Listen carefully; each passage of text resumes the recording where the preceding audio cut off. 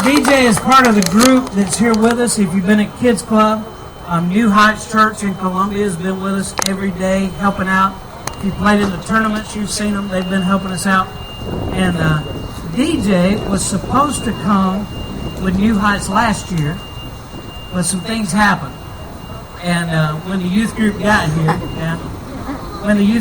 here, we were praying for DJ every day. And I tell you what, it's exciting that DJ's here this year. Yes. Listen real close now. You got to hold this mic close to your chin and talk loud, all right? Can you do it? All right, here you go.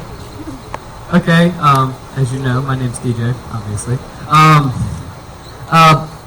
I always grew up in the church. I had always been told, that Jesus died for me to take my sins away. So when I was really young, I prayed to accept Christ because that was what you were supposed to do. So I did it, and I meant it as much as I could then. But as I've grown, I had noticed that missionaries would come to our church, and they'd tell stories of the amazing things God had done through them. And I sat there like, my life doesn't have any of that. They went out and saved hundreds of people, and I sat on the couch and watched TV.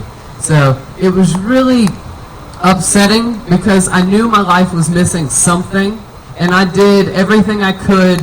I knew that the church was the way I was supposed to get whatever I was missing, but I hadn't found it yet. And so shortly before the accident happened, I had just really been feeling down because I knew that I needed to give my life up to Christ. And I had done a half-hearted job up to that point. And then when the accident happened, we were at a Boy Scout camp, and it was the very last night. We were going from the main camp to our separate camp because we were in different class.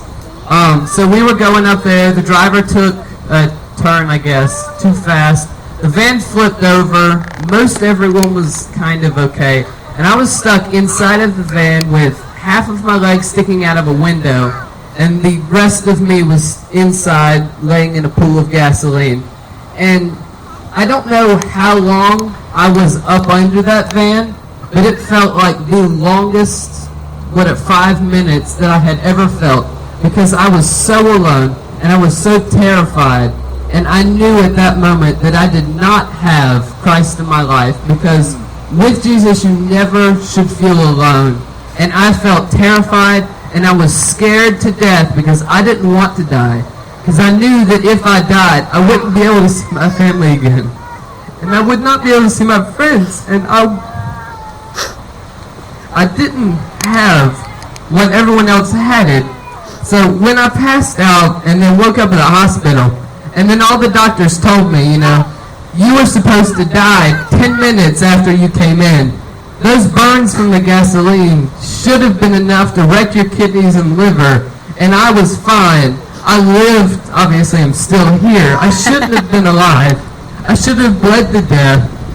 But everything worked together perfectly, and I knew that God had something for my life. So I know at that moment, I prayed to accept Christ, and I meant it with everything in my heart, because I never wanted to feel alone again.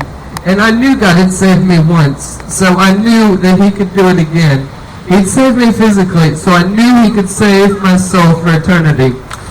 So I prayed then again, and I have yet to feel, I have never felt as alone as that night, and I don't think I ever will, because now I have Christ with me, and He will always be with me. And I know that when I die, I'll be able to see my friends and family, because I'll be going to the same place they are. So, I owe my life to Christ, because He saved my life physically 3 or 4 different times in the same 5 hours. And He saved me spiritually, because if not, it would not have been pretty.